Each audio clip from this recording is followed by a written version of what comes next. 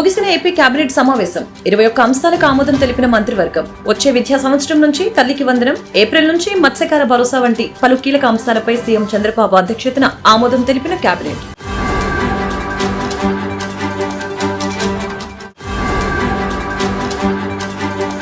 మంత్రుల పనితీరుపై ర్యాంకులను కేటాయించిన సీఎం చంద్రబాబు.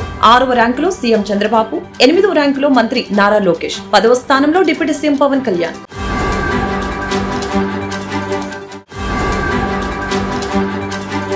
సూపర్ 6 లేదు, సూపర్ 7 లేదు. కూటమి ప్రభుత్వం ప్రజల నుంచి తీవ్ర వ్యతిరేకత ఎదుర్కొంటుందన్న వైసీపీ అధినేత వైఎస్ జగన్. అక్రమంగా కేసులు పెడుతున్న వారితోనే బాధితులకి సెల్యూట్ కొట్టిస్తానంటూ వార్నింగ్.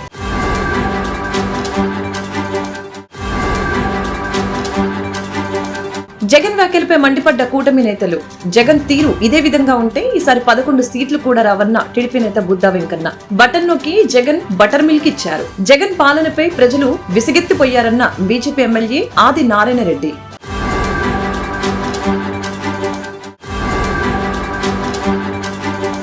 వైసీపీ అధినేత వైఎస్ జగన్ ఇంటి ముందు మరొకసారి మంటలు. తమ అధినేతపై కుట్ర జరుగుతుందని వైసీపీ క్యాడర్ ఆందోళన. TDP reverse attack.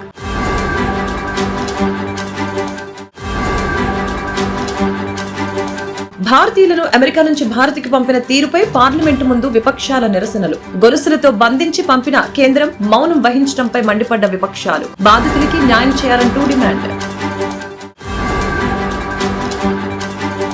యూజీసీ నూతన ముసాయిదాపై రాహుల్ గాంధీ ఫైర్. భారతదేశ భాష, సంస్కృతులపై బీజేపీ, ఆర్ఎస్ఎస్ దాడికి ప్రయత్నిస్తున్నాయన్న రాహుల్. యూజీసీ బిల్లుకు వ్యతిరేకంగా ఢిల్లీలోని జంతర్ మంతర్ వద్ద విపక్షాల ధర్నా.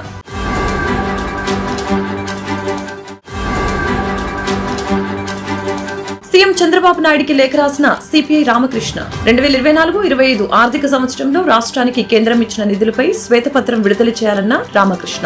కేంద్ర ప్యాకేజీతో స్టీల్ ప్లాంట్ సమస్య పరిష్కారం కాదని వ్యాఖ్య.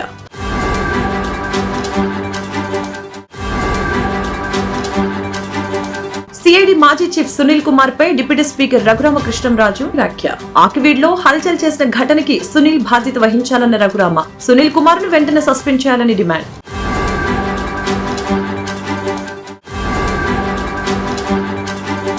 నిధుల సేకరణకి భారీ మ్యూజికల్ నైట్ నిర్వహించనున్న ఎన్టీఆర్ ట్రస్ట్. తమన్ సంగీత సారథ్యంలో ఫిబ్రవరి 15వ తేదీన NTR trust euphoria musical night. Chandrababu 6 లక్షలతో టికెట్ కొన్నట్లు వెల్లడించిన నారా భువనేశ్వరి.